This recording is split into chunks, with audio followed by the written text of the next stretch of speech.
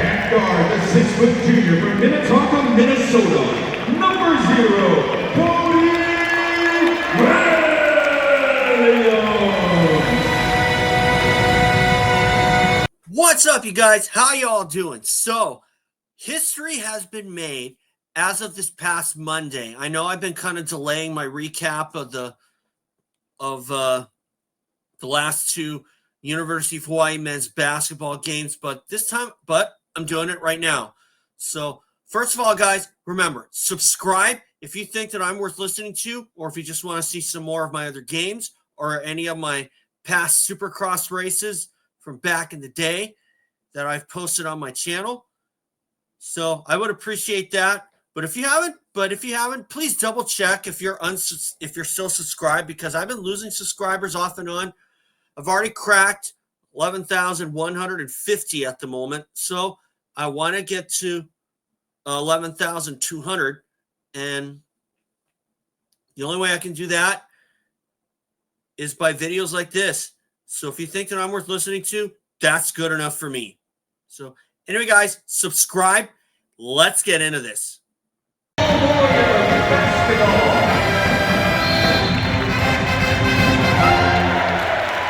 As you saw, that was the tip-off for UH versus San Jose State. And that was on Sunday. And as you can see, University of Hawaii won 80-69.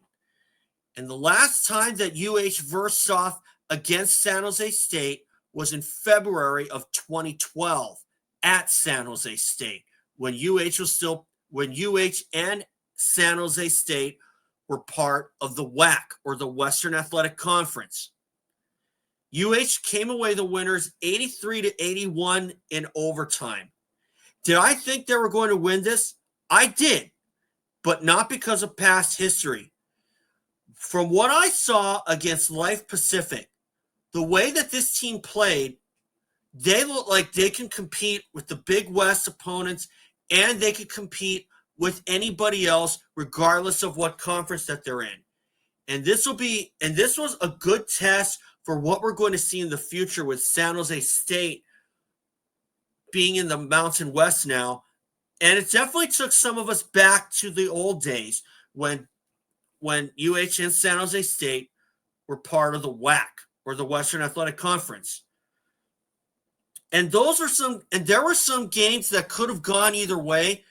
I still actually have a game from the 05 season, from the 04-05 season, the 04-05 season, where the University of Hawaii went up against San Jose State at their place, and they came away the winners after Julian Sensley banked a game-winning triple with just a few seconds left. But of course, in this one, it was much, much different. Oh, yeah, baby! Now, as far as this one is concerned, UH had to really work hard for this one. The first half was a little bit sketchy, but they did show some good promise. And in terms of turnovers overall, UH did really good. They took care of the ball very efficiently, to the tune of only 3 turnovers. 3 turnovers. 3. And they did 3 turnovers again in the second half for a total of 6. So I would call that excellent ball control. Is it exceeding my expectations? Yes and no. I like to think that maybe they could have done. I like to think that they did exactly what they needed to do. But if they ended up losing the San Jose State game, at least, that would have been because I saw a lot of kooky shots that San Jose State was putting up, where it would kind of bounce off the side of the rim and then go into the cup. San Jose State was doing that a lot, and UH was missing a lot of good looks themselves. But fortunately, thanks to the work of guys like Tanner Christensen, Marcus Green, and team captain Tom Beatty, we were able to seize control and keep it, even after San Jose State came back to take the lead after we took an early 9-point lead. So if this was a prelude of what to expect in the Mountain West, it looks to me like the University of Hawaii has got San Jose State covered. Because when they have legitimate point guards like Marcus Green did against Pacific, I'll get to that in a little bit, this is the kind of results that you will expect. Now, a reminder, the other team captain, Ryan Rapp, has yet to play this season because of a hand injury. Now, I think that he's day-to-day. Do I think that he's going to be coming back later this season? Absolutely. Do I think he's going to come back against Weber State or Weber State, however you want to pronounce it? I hope so. Looking down the line, the University of Hawaii is going to need Rapp's services if they're going to come away with some clutch victories, especially in conference play. So I would give the San Jose State game an A-. They were able to come through. They were able to keep and win, and they were able to keep control. Whereas last season, the University of Hawaii had jumped out to an early lead and then would lose control to their opponents and play catch-up from that point on. That looks like that problem has been rectified, and the University of Hawaii has done what a lot of us were hoping they would do a lot more earlier. Now, granted, this is non-conference, and any pressure from conference play is officially off. But you also want to keep yourself in tune so you don't let any game slip through your fingers. And UH did not do that against San Jose State and Pacific. And now, speaking of Pacific, we're going to talk about that now.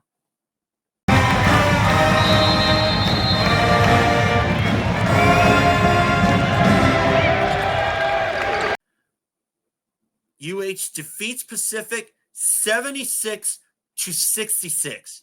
Now, the last time we faced off against Pacific the last time we faced off against Pacific was the 2021-22 season, ironically in the Rainbow Classic. And unfortunately, we didn't win that one because we lost to Northern Colorado after being down 26 at one point in the second half and then coming back only to lose by a single possession. We got it!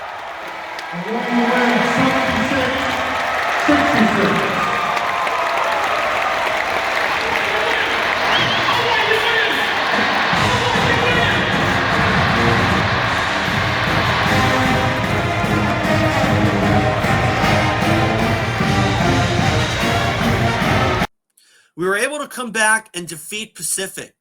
And once again, we were able to keep Pacific winless on our home court.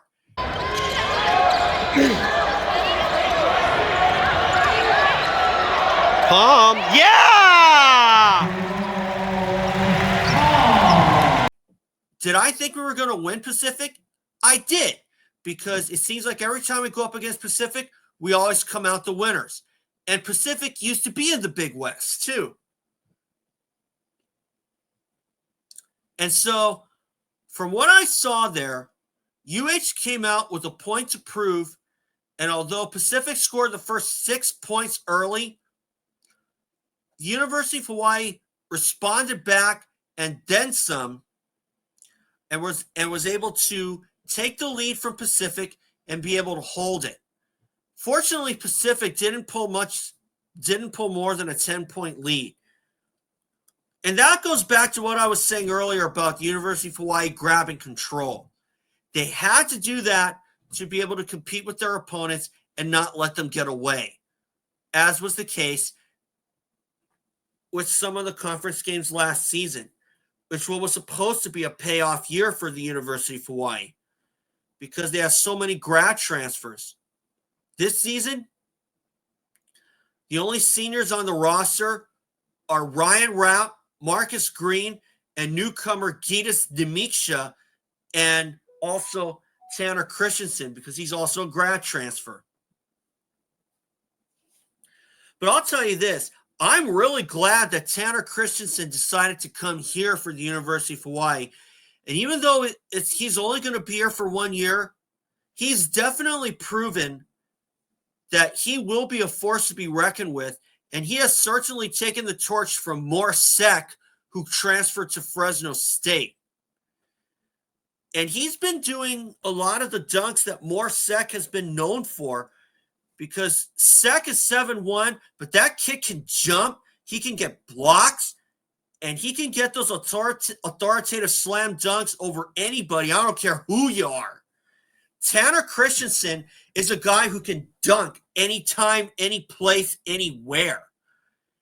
And the Big West better watch out, because Tanner Christensen is going to give the other teams a lot of headaches, I have a feeling. All right. But anyway, as far as Pacific is concerned, I would give that game an A. Because was able to keep Pacific in sight, and to a point they did kind of know what Pacific was going to do next. And of course, we have had some good luck against Pacific through the years. And as an interesting note, Jefferson Koulibaly, who was on SMU a couple of seasons ago, had transferred to Pacific after an injury-riddled season last year. And that name is familiar because Koulibaly was on the SMU squad that lost to us in the Diamond Head Classic Championship matchup in 2022. Little interesting fact for you. So as far as Pacific is concerned, give them credit. Did I think we were going to win by this much? Actually, I thought we were going to win by just a little bit. Because, to be perfectly honest, there was no time for me to do a prediction video. But I would have put UH as probably 5-point favorites. Not going to lie to you. I would have put UH as 5-point favorites because Pacific is a squad that you can't take lightly. And you can't take any squads lightly these days. And so, UH winning against Pacific, I think that was a win that was definite. And I think a lot of us kind of thought it would be a win, myself included. Maybe San Jose State was their first big test of the season, because Life Pacific is an NAIA school and also Division II. And we were able to win by 35. And then, did I think we were going to blow out San Jose State? No. Did I think we were going to blow out Pacific? No. I expected those to be dogfights, and in a way they were.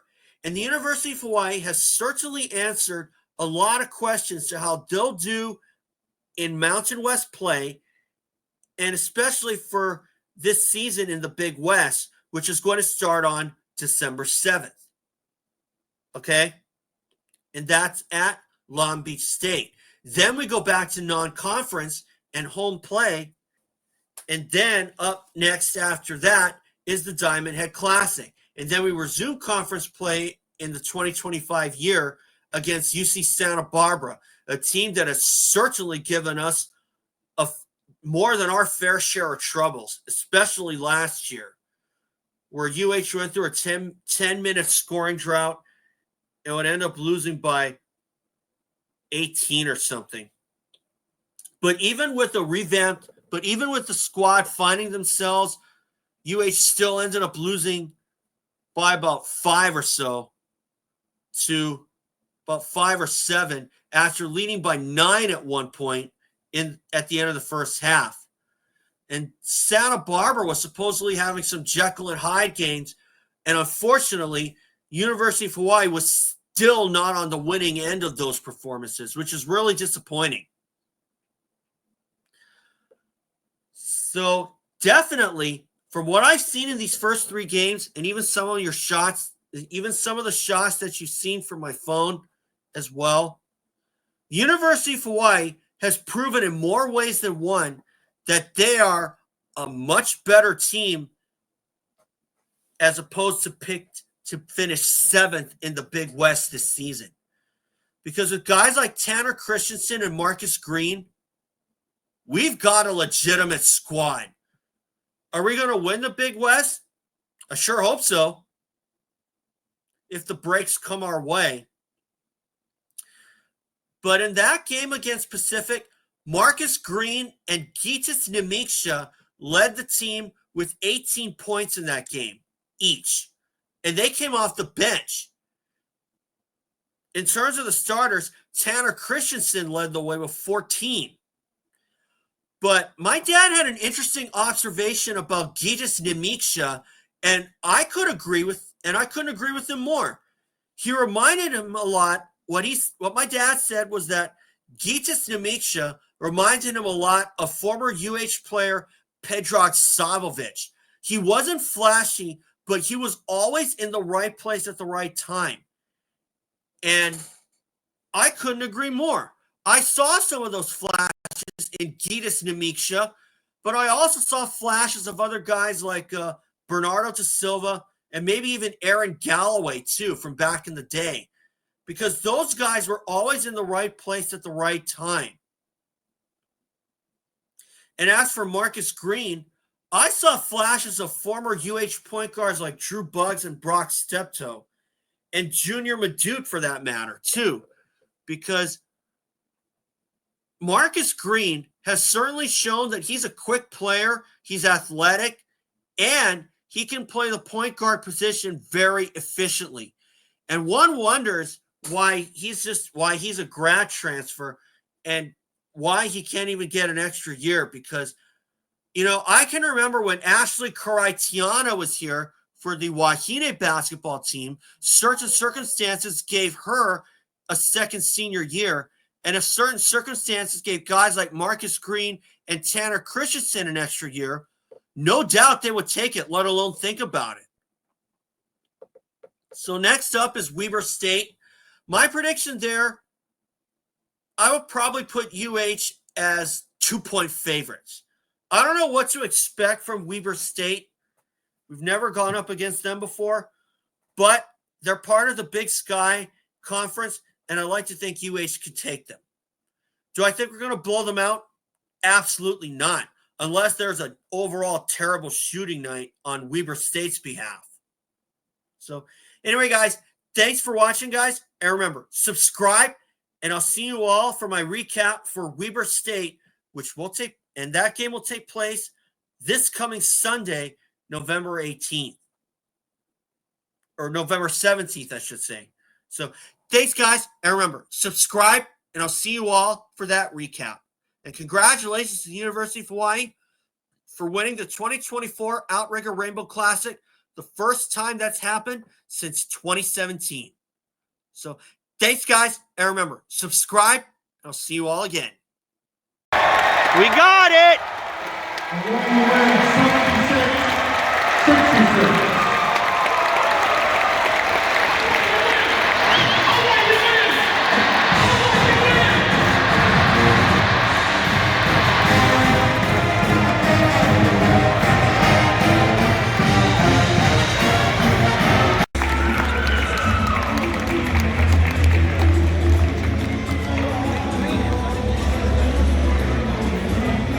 Hawaii's Marcus Green.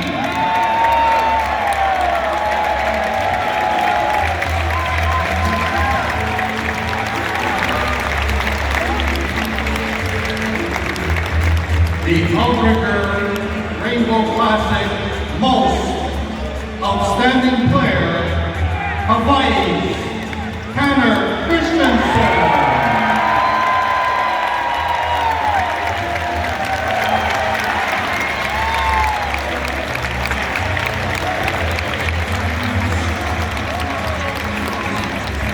The 50th Outrigger Classic Championship Trophy, Hawaiʻi Rainbow Warriors.